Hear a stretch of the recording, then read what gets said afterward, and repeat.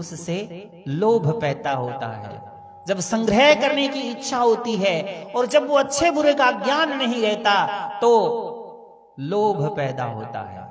आवश्यकता से अधिक जब हम इकट्ठा करते हैं तो ये कामना है। दूसरी कामना सुख भोगने की कामना होती है। स्वादिष्ट व्यंजन खा लिया जाए, रूपमती स्त्री का भोग कर लिया जाए, राज्य सुखों का भोग कर लिया जाए, सत्ता का उपभोग कर लिया जाए, चाहे जैसे येन क्रेन प्रकारेण न्याय से या अन्याय से, बस भोग कर लिया जाए। ये भोग करने की जो इच्छा है इससे काम पैदा होता है। तो दोनों चीज पैदा हो गई, काम और लोभ। कैसे पैदा होते हैं? एक कामना से पैदा होते हैं।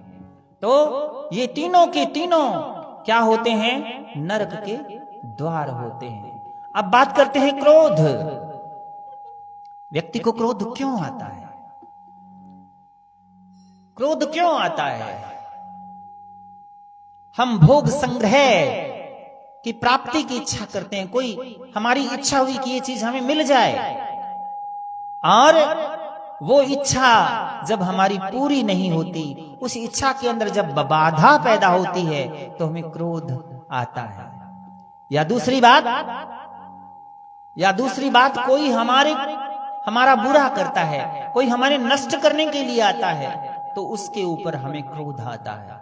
तो क्रोध आने का पहला कारण भोगों की प्राप्ति में बाधा।